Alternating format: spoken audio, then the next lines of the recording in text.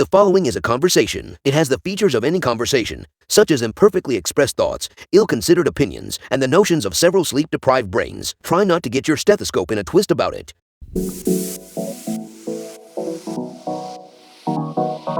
Meandering in the margins of medicine, it's the Shortcoat Podcast.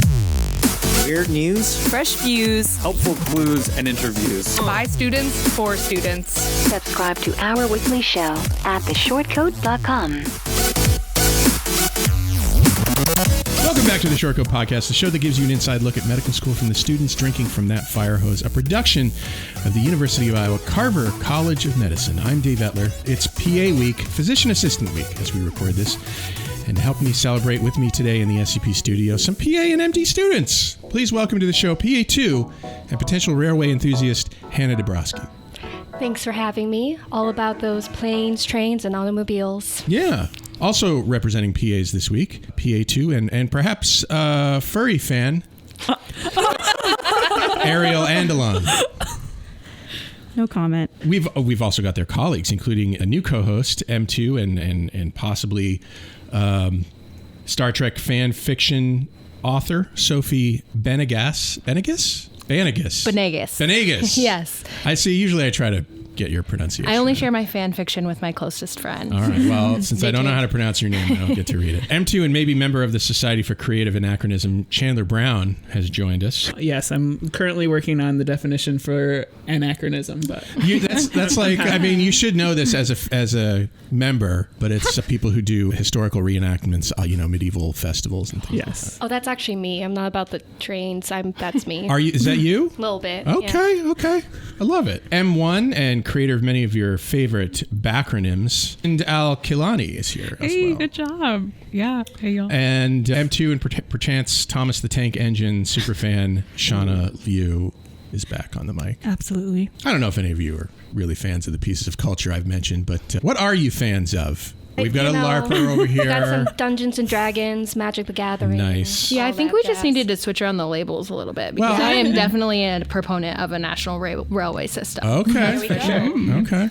I think there's a couple of us who may fall under the fan fiction label. Some of us more than the others. What kind of fan fiction do those people who apparently shall be nameless, what kind do they read? No comment. The good kind. Well, that's not true. Okay, I'll only speak for myself. With or without Harry Styles. Intergalactic sapphic love stories, perhaps. Absolutely. The only kind. The only valid kind, at least. Any other fandoms we want to admit to? I'm a huge Swiftie, but I know that some people are like, hey. Yeah, right there with you. Right there. Attention point. October 21st. New album. Wait, is it coming out soon? What? October 21st, Midnight's album. Yeah, Ooh. I have an anatomy exam the next day, so I have to make a choice that night. The choice is obvious. These are the hard choices you make in med school. They are, yeah. I'm pro Swift. I'm pro anything that's not studying most days. Like anachronism or whatever. Yeah, obviously. LARPing, always. My personal area has evolved over the years. I'm now a huge fan of fiber, big fiber head. Shout out to Fiber. Into the Fiberverse. The sponsor of today's It's changed my life now that I have my Fiber Sona. Fiber Sona. It's just so freeing to be into fiber, Like I really feel like it's who I am. Do you have like your groove back now? Yeah. Yeah, I do. I think we should talk after the show. Okay. I think I need some pointers. All right. Free to be free. Fiber. Fiber gummies, man. That's just what I'm all about. Yeah, welcome to the show. Some of you are new. Many of you are new today. And I've gathered you all here today to discuss the PA Week, physician assistants. Some of my favorite people, I've said on the show before that my father was a physician assistant, among the first in Massachusetts, where I'm from. And so I said, I have a little soft spot in my heart for physician assistants. And we're lucky here at the University of Iowa to have a tippity-top PA program. According to U.S. News and World Reports, we're tied for number one with a very famous program from down south, which will go unnamed. And our program has been pretty consistently at the top for many years, which is always nice. So hip, hip, hooray. But let's talk about the profession. Ariele and Hannah, your PAs, future PAs. What is it that you think makes PAs an important part of the healthcare mix for patients? That's a great question. I know. It's like you're on the show for a reason. I made that question. Makes sense. Yeah. I think they're really important because as healthcare, obviously our knowledge in medicine just keeps growing. And so we're going to have more skilled doctors, like the many future doctors we have here, who are going to be absolute experts in their specific field. And they're going to be so focused in and be experts on all the fine details. But a lot of times you're going to have a patient who doesn't need someone who has all that fine granular detail. Oftentimes you're going to have times when the patient will be a case that maybe someone like us with our fewer years of education would still be able to manage correctly. And when it becomes a case that's more complicated than what we need, we have amazing colleagues like the future physicians we have here that we can refer to and work together with. And even apart from that, working directly with other physicians, just having more minds all working together on a patient is just going to improve both the patient's experience and their health outcomes. So let's talk about the PA scope of practice. I mean, what is it? How would you... I want Hannah to give all the answers because that was national radio worthy. Oh God, you're going to make my hand shake even more. The PA scope of practice, I think, is basically whatever is allowed. Well, it's kind of combined, right? There's state rules and regulations, and then it's also what the relationship with your supervising or collaborating physician allows. I think ultimately, more times than not, our scope of practice is pretty large. We're not going to be the head surgeon, but we can be first assists in surgeries. When you come into the doctor to see someone about a condition, we can diagnose you, we can give you medications for it, we can even do minor procedures to help treat it. There's a lot of things where I think the title physician assistant might make you assume that we can't diagnose, can't prescribe, but in fact we're actually able to do all of those things. Yeah, and I think it's important to note that I was actually just talking to some of my med student colleagues earlier today, and one of them did MECO, the University of Iowa shadowing program over the summer, and mentioned that he was in a town where there were only, I think, 2 PAs that staffed the clinic that everyone went to. So obviously PAs, part of the PA profession is not independent practice, but there are many PAs who functionally do practice semi-independently and do kind of what your local family doctor would do. Yeah, I mean, when you talk about supervising physician, I think the thing that you imagine is that you go and see a patient and then you go and check with the doctor and is this okay? And I don't think that's exactly what that means. No, it's like a nice resource in our back pocket if we specifically want to ask them something oh, this case is, I haven't actually seen this case before, I've learned about it, but I'm not fully sure. Let me now go out and reach out. One of the faculty members here who is a very accomplished PA, his name's Mark Dubé, and he said that actually the person he usually goes to is his pharmacist if he's unsure about which medication to use, any sort of things like that. It's all about that collaboration, and you're really working collaboratively and not necessarily every little thing I do, I need to double check my supervising physician is okay with it. Yeah. Oftentimes they're not even in the same building. Yeah. What do you MDs learn about, this role of your colleagues? When I think of physician assistants, I think about the, kind of what Hannah was talking about, the increasing specialization of medicine. And then with that, the increasing gap in primary and preventative care. And I think that physician assistants or associates could be a really key player in some of that, bridging those gaps in care. Yeah. So you just, I think, jumped ahead a tiny bit in the discussion because apparently there's a change coming to the title. You want to tell us about that? Yeah, so a couple months ago, actually I think it was almost a year ago now, basically they've been doing lots of studies. When you hear the name physician assistant, as you pointed out, when you hear assistant, you think, they're directly in the same room with the physician. It's easy to confuse them with scribes, who are very important, but they're there to write things down. And the name assistant makes you think something more along that line and less along the lines of people who can actually prescribe and diagnose on their own. And so the PA profession, ever since its kind of existence over 50 years ago, has been trying to figure out what to call ourselves. I mean, on the scale of things, 50 years isn't very long. Our program is the second oldest program, and we're just celebrating our 50th anniversary this year. So it's a new profession. There's lots of questions on what to call ourselves in order for our future patients or our current patients to know, what do we even do? And so we've realized the name assistant can be very confusing, but at the same time, we don't want to change the acronym PA because that is what we're known by, and we don't want to make everyone have to relearn things. So I appreciate that. Yes. They were tossing around other acronyms too, which would have completely changed things up. And I'm personally am excited about what they decide to stick with. So it's still PA. It feels good. It feels right to me. Yeah, right? Yeah. Yes. It's a really important question, right, too, especially on a global scale, because a lot of my family members in like Central America hear physician assistant and they equate it to like medical assistant. And so there's a lot of confusion, especially outside of the United States, where PAs have a really kind of established scope, like what they'll be able to do. And I think it would maybe open things up to a more global opportunities too. Interesting. I hadn't thought of that. Yeah, along those lines, actually, in Spanish, the term for physician assistant is asociado médico, which is there you go. Associate. I didn't know that. So, yeah, I think it helps align our profession a little bit more with the terminology in other countries. So yes, it's officially in the process of being changed from assistant to associate. So physician associate is the new name for the AAPA organization. Ultimately, we will not be graduating with degrees in physician associate because it's going to take many, many years to go through the logistics of changing both the state and federal laws, as well as lots of other loops and jumps that have to be What's done. with all these laws?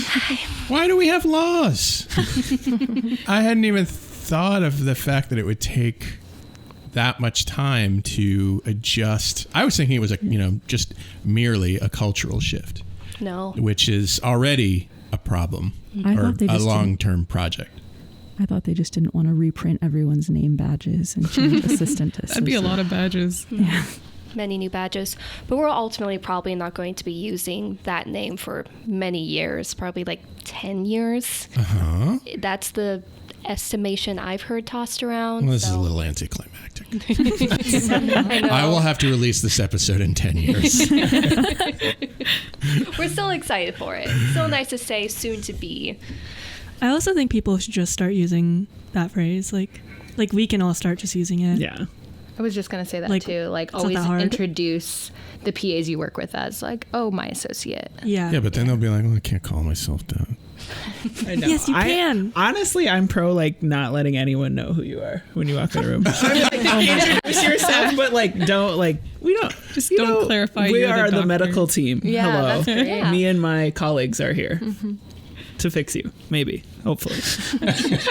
Attempt. You know, Hannah, you in particular told me that you didn't want to focus on this, but you know, like part of this debate or part of this discussion has been, you know, the debate about things like scope creep and oh my gosh, and Dave, this is the second time we're going to talk about scope creep when I'm on here. I feel like you're just to think you have it out for me. I feel like you're just well, you know, when you're on here, I want to talk about PA stuff. Is it that obvious? I go on Reddit. Yes. But I would be remiss if I didn't bring up this discussion. And as I've said in the past, I personally think it's hogwash. You know, I think your role after all isn't changing, is it? Exactly. It's the exact same things we've already been doing. It's just a different name so that our patients will actually have a better idea of what we can do. I'm sorry, Ariel, that I'm so repetitive. Along with fiber, as I grow older, it becomes more and more important to me to repeat things I say because they seem important to me. So I understand. I'm sorry. I'm not cool anymore. It is important. I'm glad you brought it up. I don't know. Well, you know how the TikTok algorithm works, so I'd say you're kind of cool. Sorry, Sophie. No, it seems to me like a lot of like MDs just kind of have a stick up their ass and are super mad about all their student loans. That like this whole idea of scope creep was created because they just like want to distance themselves from every other advanced practice practitioner. When like in reality, I personally think it's more about standardization of like medical education, and that can happen within an MD program, within PA's programs, within nurse practitioner programs as well. Well, and speaking of which, I mean, we here at the Carver College of Medicine are unique in one particular way with respect to the education the PAs and MDs get, because they get exactly the same preclinical education. Exactly. You guys are in classes together. This is not common. And in fact, I think we're the only program that does complete integration. There are others that do, sort of partial integration. But even those, I'm not sure how many there are. How does that affect you and your views of each other? I think from the MD side, like my PA peers are killing it. Like they're like just killing it in our class, and just like that personal experience of knowing, academically? Yes. I know that like when I graduate and I start practicing, I'm gonna have a lot of faith in my PA colleagues because I saw them kill it right alongside me. So like I trust them, and I think that's going to contribute to, as time passes and like PAs get more integrated and finally the name changes, like eventually I think that stigma is going to disappear a bit, and we're going to become team members because like we were teammates in school. So yeah. I've always said if I could choose one person to be there when I need my life saved, it would be Ariel. Oh, this has gotten deep. No, but for real, and they have just so much clinical experience before having to enter in to their program too. It's like all I did was like hold babies in the NICU. Like I don't know anything about clinical medicine yet, and so there's just it's different, but they definitely are on par, if not above, where we're at right now in our medicine journey. And I think, too, from the PA side, I mean, obviously, we're going to be working directly with physicians, too. And medical school is like, I feel like for people not in it, it's this just mysterious, scary thing that we have no clue. Like, if I wasn't in this program, I would have no clue about the rigorous classes you are in, the intense boards that you guys are studying for, your rotations, how in-depth you'll be going in with all of your rotations. And I'm just going to have so much more faith in the physicians I work with in the future, because I've seen just all the hard work that you guys are putting in, and knowing we get to escape in another almost year, and you guys are going to just be in it and keep learning and keep learning and keep learning. Yeah, way to take one of those away. Thank you for the reminder. I love thinking about it, actually. You still have boards. You still have pants. Don't worry. Yeah, pants is I always get tripped up on this acronym, PANCE. Yeah, not these kinds of pants. Yeah. Although you should wear pants when taking the pants. Ideally, or a skirt, yes. Something. You shouldn't be naked. What does that stand for? Physician Assistant National Certification Exam. There you go. Look at that. Yep. So, yeah, like the other difference I think in PAs and MDs that you MDs probably love is, for some reason, less expensive to go to PA school, even here where it's integrated, than it is to go to MD school. It only hurts me a little bit. Yeah. I know it actually hurts me. It doesn't, not really hurts me. So the PAs, MD students get the summer off. PA students did all this ACLS, motivational interviewing, learning more life skills over the summer. Yeah, between the first and second years. So right now, I taught the BLS course, but if you go down, contact a PA. For real. It's just a milligram of epi, always. Just start with that. It's like a circle and you go around. And some fiber. And some fiber. And you're good. Actually, yeah. Oh. I mean, so we pursue this. We're going to be in debt. Woo. PAs or MDs, and it'll all work out. But I think it will all work out. Money's fake, actually, so I'm not too worried about it. Maybe I should be. No, that's so true. That's good advice. It's so true. If I can defend why we're cheaper. Yeah, I'd love to. I think what kind of helps, at least what they specifically told us when we started the program, was, hey, just so you know, in case any of the med students ask how much you pay in tuition. Don't tell them. You do get paid less, but because the different reasons is you guys ultimately are going to have just a slightly higher pay grade than we will, just by like just a factor of higher. Maybe 4 or something more times more every year. It's fine. But the gray hairs in residency, come on. And also, we're just getting a master's degree where you guys are getting doctorates. So I was actually just wondering the other day what degree we were getting. I didn't know if we were getting a doctor's or a master's degree. Yeah, I mean, there are programs, of course, to get there is a movement, I gather, to, I don't know, I do think of this as kind of creeping, but what do they call it? It's basically credential creep. Basically, like, now everybody has to get a doctorate degree. I think this has happened across academia and across industries where, people are more and more required to get advanced degrees for jobs that they didn't have to get advanced degrees for. And, right now, of course, all these PA doctorate degrees are, optional. And I think they're sort of geared more towards people who want to go into academic medicine as physician assistants. But yeah, like there has been, sort of like when my father became a PA, it was basically, as I remember, you can correct me if I'm wrong, maybe you know the history, but as I remember it, it was he had just come home from Vietnam. He was a medic in Vietnam, and it was sort of an effort to give these medics from Vietnam, basically access to work in healthcare. Exactly. And so, you didn't have to have, you basically had a high school degree, maybe, and then you had medic training in a war zone. And now, which I guess is an important bit of training when you think about it. But now you have to go to, more school to get a PA job. And then maybe in the future, as these things go, you might need more than a master's program. I do think the credential creep is something that's very real. And this is true. This is true in every job. Well, yeah. Right? Well, even just looking specifically at healthcare, if you look at nurse practitioners, physical therapists, occupational therapists, speech pathologists, these are all doctorate degrees already. Yeah, my wife is an audiologist, and she started with a master's degree in audiology, and now the degree is a doctorate of audiology. Exactly. And she had to go back and get that doctorate degree because, essentially, as she whispered to me, it's all just marketing. These patients want to see the doctor.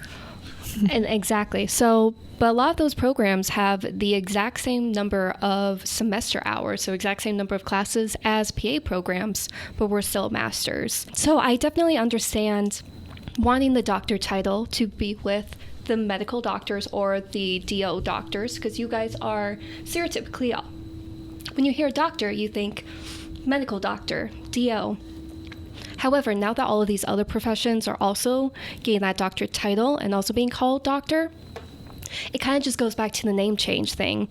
When we're physician assistants with no doctor title, it's hard for patients to understand how we are able to diagnose and prescribe, because clearly we're not like these other doctors, right, like the NPs, the PTs. We're something more akin to the medical assistants or the nursing assistants. So I do think the scope for credentials is very real, and I'm all for having a distinction between MDs and DOs versus everyone else, but I do think that PAs are going to probably have to join in with everyone else as far as NPs, PTs, OTs, pharmacists, just so that we're understood as being at the same level of them in education, as opposed to right now where it's easily misunderstood that we're lower. I mean, I think it would be pretty cool if, like, you're in the doctor's office and they're like, all right, the master will see you now. I mean, that sounds cooler to me. Maybe we should all switch to masters. Like, I do feel like calling someone master has a slightly different connotation. Thank you for the immunization master. May I have another? The guy gets... That was the fan fiction we were talking about. Okay. Yeah. No, I think you make an important point though, Dave, about that's a new thing. I'm changing my tune. No, but that, you were talking about your dad and his kind of background as a PA, and that is kind of the traditional, like what the profession was created for, was those people coming back from war, having been a combat medic for X number of years and then being like, well, I can't take the time to go to medical school. I have a family to feed. Yeah. And so there's definitely, I think, probably a slight concern, or at least a demographic shift at this point where, I feel like it's becoming such a popular avenue that it's almost like, Hannah and I at least both made the choice to attend PA school as opposed to med school when we kind of could have done either. And so I think it is important to remember that, like, in making these shifts to kind of a doctoral degree program and changing the demographics of classes so that it's, you know, looks more like a med school class, like full of young 20-somethings who are very high achieving and maybe have, you know, we do have clinical experience, but we only have a couple years of it. That is kind of shifting what the profession looks like and maybe the idea of who it's meant for. And so, yeah, all that to say, I think the people I would trust with my life the most are our classmates who are not in their 20s and who have had 10 plus years of healthcare experience. Short Coats, we love to hear from you, no matter what it's about. So call us at 347-SHORT-CT with questions, shower thoughts, complaints about your situation, whatever you like. We'll talk about it on the show. So imagine for a moment that you've each just broken in to each other's secret caves of professional jewels. Okay, got that picture in your head? Like you've just broke, like I don't know, like you MD students broke into the PA cave, and the PA students broke into the MD cave, right? And you're looking around at the riches there. There's more food with the PAs. What? Okay? No. This is my grievance. This is my grievance with the PAs. The PA students here. They have an office that always has food in it. This is Tom. Okay, this is Tom O'Shea. I have no doubt that this is Tom O'Shea's doing. He's so good. What's his title? He's like he's the coordinator basically of the entire PA program. He's doing a really great job. Yeah. Granted, to be fair, they often let me go with them to take the food. We so sneak you plates all the time. They do all the time because I asked for it. I want it. Ariel did offer to sneak some out to me yesterday. Oh, yeah. But I had already eaten. And for a change, tragic. I was being a good boy. Yeah, my one grievance with the PAs is that they get a lot of free food. Free printing. Also free printing. It's our. So why did they charge us? They said you can pay it off. Don't worry, we'll make a lot more money. Hend is gonna flip the table into a sack soon. This is absurd. So yeah, what aspects of each other's professions would you steal for yourselves from these caves of riches? Ooh. I actually sometimes wish I would have known more about what the PA profession entailed before applying for medical school, preparing for the application. And the reason I'm saying this is because their timeline is a lot shorter, which is nice, you know. Sometimes, you know, doing school and then having to look forward to all those years of residency is really difficult. So yeah, I don't know. In the moments when I'm the most tired and feel beaten down by our education, then I'm like, oh, the light at the end of the tunnel will be a bit closer. It'd be really nice to get out sooner. Yeah. There actually is a transfer option, and I've looked into it. She wants the food in the office. Allow it. By the end of the podcast, we will have 6 PAs. I'm fine with this. I'm more than happy. Come to the dark side. No, personally, I'm incredibly nervous about making a decision on a specialty. I have a friend who just graduated PA school, and she's like, do I work in neurosurgery or family med? I have offers in either. And I'm like, I don't get that option. Like, if I want to be a neurosurgeon, I have to just say I will never stop educating myself and then be an attending for a week and die. Yeah, like Tom O'Shea again was telling us in a meeting the other day, and I guess I knew this, but I didn't fully process it. Like these guys, these MD students, they have to choose what they're going to do ostensibly for the rest of their lives. Sure, they could go back and change their minds, but the process of doing that is, perhaps unnecessarily complicated. Whereas the PAs can I don't know, they can just move around because your education, I guess, because your expertise is more general. Yes, our title is like general practitioner. Yeah. And so really we get trained kind of on the job. When we're hired, it's expected that they'll give us time, maybe work with a supervising physician or even another PA who's kind of worked in there enough and kind of get our footing. And then, like we said, I will always have my resources of incredible physicians that I will be my supervising physicians, be it colleagues, that whenever things are beyond what I understand, I can go to them. And that's something I love, is I don't trust myself a lot of the time. And just knowing I have that nice safety net. I feel like it's early to trust yourself. I mean, it's okay if you don't. Yeah, but when it comes down to those hard decisions and stuff, I just love that I have other resources to help me out. not being that terminal endpoint of care. That can be in the MD cave, and I will happily leave that there. But I do love how recognizable your profession is. You can say you're a medical student, and people can be rightfully impressed with how hard you're working and how much work you've put into getting there, how much work you're doing now, and how much work you're going to be doing in the future. And people can easily understand that. If I say I'm a PA student, 90% of the time I get kind of a blank stare when people are trying to figure out, did they have a school for personal assistants in Hollywood? Is that, I haven't heard of that, but it's possible. I'm actually only in medical school for the clout. Yeah. It's fair. It's reasonable. Yeah, that's really valid. Although I always tell people that I think being a medical student is a giant red flag as a medical student. So that's my mantra. I haven't heard of too many gems that the PAs want to steal from the... Steal our money. Yeah, maybe literal salaries. Yeah, I've been trying to think of one this whole time and kind of refuted all of my own answers in my head. But I mean, like, good sides and bad sides to maybe the whole generalist versus specialist thing. I personally am glad that we're generalists, but there is maybe something to be said for, I think there are some PAs who, like, in like their mid or late career stages are like, well, I've been working in like neurosurgery, for example, for 12 years now, and I don't really see myself changing. It feels like, yeah, that's a great thing. Like, I could change all the time, but I can tell you that, once you've spent a certain number of years in a profession, at least it feels much harder to switch gears. And I think that's probably true of PAs. As I mean, I have all the food options in the world, and I still have 2 eggs and toast every day. Yeah. And so for our recertification exams, they're called the PANRE, PA National Recertification Exam. But we have to take that every... work on their acronyms. 10 years. The PANS was very straight to it. We understood it. You throw the R in, and people just get confused. Yeah. They should just call it PANTS 2. Pants too. I like that. 2.0. Yeah. So yeah, we have to take those every 10 years. And to my knowledge, they're a generalist exam. So they're kind of similar to the PANTS, like testing on everything in medicine. Oh, so if you've been focusing your career in a certain area. Right.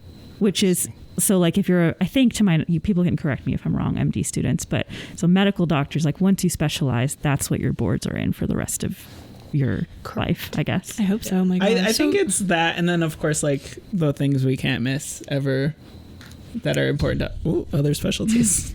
I mean, I think you can go back. I know that my mom wants to. She's been practicing as a psychiatrist for a long time, and she wants to like pursue a fellowship now, and it's been like a pretty long time, and I think that barrier still exists, whether like I don't know how much of it is like mental and how much of it is like an actual recertification barrier, but it's definitely not easy to it's also not easy to take that pay cut tending to a fellowship salary. Yeah, that too. Sorry, on a personal level, I'm just curious, what does she want to like subspecialize in? She's into geriatrics a lot. Oh, that's even better. You guys would be besties. Okay, we'll talk more. You and my mom. But yes, maybe that's a gem to take from the MD side, is like if I do end up specializing in something for a while and kind of am like, well, no offense to like ENT or something, but I don't want to do board exam questions on ENT stuff after being in neurosurgery for 15 years. That would kind of suck. So yeah, I guess having a different recertification board exam. If you flash forward to us in 11 years from now, just know that we'll be very panicked, just mass buying books, trying to cram for yet another test. Shortcoats, if you're enjoying our conversation today, I'd be grateful if you'd let people know by posting a story on Instagram or Facebook or tweeting about us. And don't forget to tag us in your post. Thank you. Well, let's play a game. I'm going to call General Hazepital, because I'm hazing you a little bit doing this. Here are I've given you some bits of paper with some information about your roles in this improv game. Above all else, at all times, you are to stay in character. You are not to break character for any reason, even if you have no idea why or what's going on. As we go through, I may give you some stage directions. And when we're done with the scene, you're going to try to guess what each other's roles involve. Okay? Are we ready? Of course we are. All right. Dr. Ariele PA Chandler, and by the way, I've traded all of y'all's roles just for kicks. Dr. Ariele, PA Chandler, and med student Hend are standing in the hallway outside the patient's room discussing things that people on rounds discuss before entering the patient's room. Begin. Wonderful weather we're having. We're working on our medical students' presentations. Yeah, so my patient is here for back pain. Listeners, I'll break in here to tell you that Hend is the medical student on this team. Somehow, she got into medical school even though she's got a side hustle as a TikTok influencer. She's always being secretly filmed, which is important because her most recent sponsorship is for a brand of antifungal cream. There's this one treatment I heard about actually when watching Real Housewives last night. It was a commercial, and there's this foot cream. Well, back in my day, we didn't have commercials. Ariele is playing an attending physician. She's worked very hard to get where she is today, and she does not suffer fools gladly, taking any opportunity to firmly educate those around her. She does, however, speak mainly in cliches. Oh. I don't know if that's reliable information. Well, I mean, this one looked pretty convincing. So it's actually for antifungal cream, but I think it would help with her pain. I think my perspective on the issue, I went in with our med student here, and alternative therapies that have been up on my PubMed recently are some like aromatherapy. Chandler is a physician associate. He is so laid back, it's annoying. He has a side hustle making scented candles, which he tries to sell to his colleagues and patients at every opportunity. He's not very good at making scented candles. They all smell horribly, even to him. But he is determined to make his money back. That might be helpful. Yeah, I mean, they smell pretty good. Yeah. Well, that aromatherapy just sounds as fake as my grandma's hair. And I don't know. I think pain is a state of mind. Oh, well, does your grandma need some hair treatment? Because I've heard antifungals are pretty good for that. No, I think my grandma's just a pain in the butt. Anyway, back to the patient. Yeah. So what does the patient have? I'm sorry. I wasn't listening. She has back. That's pretty accurate. She actually has pretty bad back pain. Yeah. We got to figure out what it is. What's behind that? Maybe dripping some candle oil on the back will just soothe that. Or fungal cream. We could have a whole... What do you think, Dr. Ariele? I'm thinking that I wish I could have a new PA and med student. This is just the tip of the iceberg of my problems, honestly. Do you need some antifungal cream? Some smell goods. After discussing for a little while, they decide to go inside the patient's room, where they find Shauna waiting for them along with nurse Sophie. Hi, okay, so we're here to fix you. You have foot pain? Did nobody explain to you that the patient has back pain? Sophie is a nurse who openly despises Dr. Ariele. Her constant snarky behavior towards the doctor is because the doctor hates cats, and she can't abide by people who don't like cats. Her own cat, Mr. Fuzzy, after all, is an adorable floof, and she enjoys showing photos of him on her phone. I'm sorry, it's just I thought you were just rounding on the patient right before you walked in. Yeah. I'm sorry, I didn't catch your name. You're the patient's sister? I'm the nurse. Oh. In that case, would you mind getting us some water? My throat's a little parched. My job is to take care of the patient, actually, and I've been really busy doing that since you haven't been around lately, so... Well, you know, we just got our wheels stuck in the mud here. We're running pretty behind today. So we can deal with your patient's neck pain today. It's back pain. Once again. Okay, back pain. Sorry. It's really stuffed up in my ears. It's like there's a thunderstorm happening in there. Anyway, so your patient's back pain. Sorry, we'll take comments from you later. Okay, cool. So my med student, actually, I'm going to introduce them. Their name is Hannah. And my PA, Connor? Her name is Hannah. I think your ears are pretty clogged, and I've got a candle for that. So actually, my handle is at Hend. Follow me on TikTok or wherever you get your media. So just letting you know that. They're letting anyone. There's no Hannah in there. Kids these days. Hey, I'm the patient.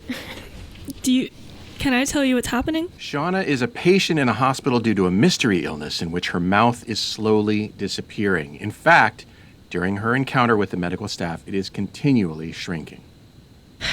Sure, well, I guess we got, a lickety split of the second here. So, thing is, you've all been talking about various pains. I don't have any of those. I don't know what I have, though. It's been hard to talk lately, progressively. Do with that what you will. So you're saying talking. Patients always say that. Yeah. You're saying talking is like as hard as a piece of toffee brittle. That's what you're saying? No. That's not what the patient said at all. The only person in this room I trust is the nurse, to be clear. Yes. Okay. Would you like a candle to decongest you? Or some fungal cream? Regrettably, the candle actually would add to the ambiance, but my problem is that I am having a tough time talking. It's been getting very bad lately. If you slip me a 10, I can help. I don't know. You sound like you're kind of gilding the lily here with your symptoms. Are you sure What is gilding the lily? It's hard to talk. Maybe you're just not trying hard enough. Doctors like you are the reason why we lose patients in this hospital every day. Whoa. I will not suffer back talk from someone who only went to school for 2 to 4 to maybe more than that years. On the subject of back talk, talking is very hard for me. Would you like to look at some pictures of my cat? Sure. That might be okay. Well, this sounds like a problem as old as time. I think what we're going to do here is send you off to a pain specialist. Maybe. Honestly, your insurance probably won't clear it, and I don't really believe that you have pains. But suddenly the door flies open, and Hannah rushes into the room, the janitor. I take my broom and I throw it at Dr. Ariel. Hannah is a janitor at the hospital, but she always wanted to be a PA, and she's secretly been learning from the medical professionals around her. Today, she's finally decided to let the world in on her secret by helping them with their jobs. Wait. Rude. I have been Are studying. You the nurse? No. I have been studying the Nether's anatomy book, and I think that there is an element of dysarthria, potentially, from a cranial nerve 9 complication. I think I actually saw something on TikTok about that. Follow me at Hend. You know what I think would really, really work for that? Could I get a coupon code for that? Actually, I've been thinking about it. Is there any sort of Yeah. There's this antifungal cream you can get at your local Walgreens. I think it'll help with the nerve damage. Ooh. You just rub it on your skin and your nerves regrow and you can talk. I've only been reading the book. That's about as far as I've gotten. But I really think this sounds like the thing. I'm not quite sure where the cranium is, but it sounds like from the book that this is like a cranial nerve 9 thing. So... Doctor, do you want to weigh in at all? This has gone to hell in a handbasket. I just don't have time for this. I'm sorry. I have protected time for the next 10 hours of the day. It's only 9 a.m. But I'm really busy today. So janitor, you know what? You should just go. Over. No, you're not helping anyone anyway. This is the worst hospital I've ever been to. Okay. Well, this will be a level. Help me. She can talk. She can talk. I'm not cured. It was my candles. I'm not cured. It's hard to talk still. This will be billed as a complex level 4 visit. Do expect a $3,000 bill. I will never pay this money. Okay. Thank you for your time. Goodbye.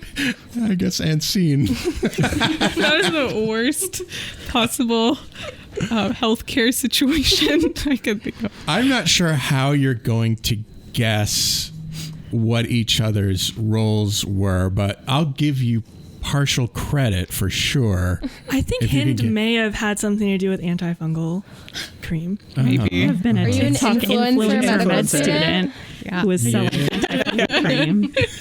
Hannah was Goodwill Hunting. Not Damon from Good Will Hunting. I mean, kind of.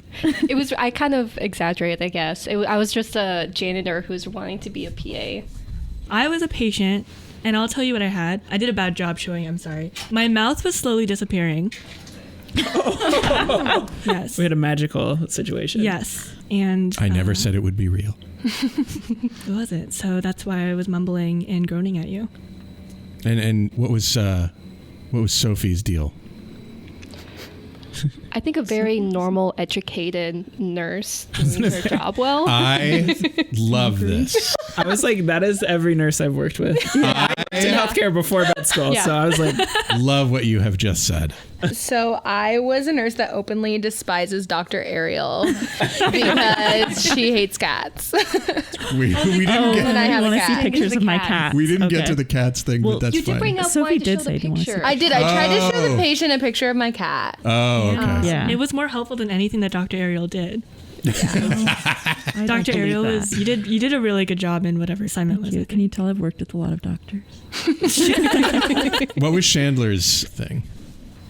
Okay, so you were a PA. Oh, you kept talking about candles. So you're like a aromatherapy. candling, like a homeopathic or naturopathic PA. Functional medicine PA. I had to sell. I spent a lot of money to make candles. Oh my God. And they all Jealous. smell bad. Oh, you were a part of an MLM? You were literally an MLM PA. Wow, this is Pyramid so realistic. scheme, Yes, PA? yeah. Wow. I Candle, was. Pyramid scheme? But I was would've prepared never to. guessed I had was gonna call it like deep slumber, and it was gonna be a candle that smells like death, like cadavers. Yeah, part of the instructions. I'm not sure that it came out in the time that we gave it, but they were supposed to be really incredibly bad smelling. Although that wasn't Chandler's intention in making them. No. But now he was stuck with a bunch of candles that he couldn't sell, but really needed to because he spent a lot of money on it. What was Ariel's situation? I don't know if you had hearing loss, if you were just being the worst, or a mixture. Classic doctor. I may have given Ariel the hardest little stereotype. So one. I was an attending that didn't suffer fools and uneducated people, but also I was supposed to talk in like cliches all the time. Is that what you said, the lily thing? The So gilded like, lily? like every like weird metaphor or like phrase I came up with, like idiom or axiom, was just like. Were any of them like real cliches? Because I mean, gilding the lily is real. Oh, That's like that one, yeah. Gilding the lily is what, like you're overdoing fake as my it. grandma's hair. No, but here's the thing. Sometimes real Ariel does say things that are like that. So I was like, is this normal? Our Midwestern selves don't understand this Californian. Well, that's our show. Ariel, Hannah, Sophie, Chandler, Hend, Shauna, thank you for being on the show with me today. Thank you. Thank you. Thank you. And what kind of trash monster would I be if I didn't thank you, Shortcoats, for making us part of your week? If you're new here and you like what you heard today, follow the show wherever fine podcasts are available, like Spotify, Apple Podcasts, Google Podcasts, and YouTube. I produced this week's show, and thank you to this week's editor, Angela Mahoney. The show is made possible by a generous donation by Carver College of Medicine student government and ongoing support from the Writing and Humanities program. Our music is by Dr. Vox and Catmosphere. I'm Dave Etler saying don't let the bastards get you down. Talk to you in 1 week. Hannah is a janitor at the hospital, but she always wanted to be a PA, and she's secretly been learning from the medical professionals around her. Today, she's finally decided to let the world in on her secret by helping them with their jobs.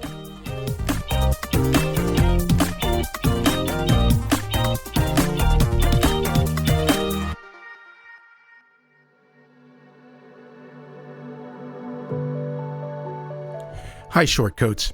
Look, life in medical education, life in America, life in the world is often difficult. And I often wish I could help. All I have is this podcast, but in my wildest dreams, you have the support you need to lead a life of your choosing. You deserve to be happy, healthy, and successful in whatever ways you define those words. So if you need support because you've experienced racism, discrimination, harassment, mental health crises, I want you to be able to get the help that you need. And so I'm going to put some links in the show notes to some resources that you can use. But the bottom line is that for what it's worth, I see you. I know you're out there. I wish I could do more. Maybe I can in ways that I don't understand yet or know about. But I see you, and I'm glad you're here, and other people are too.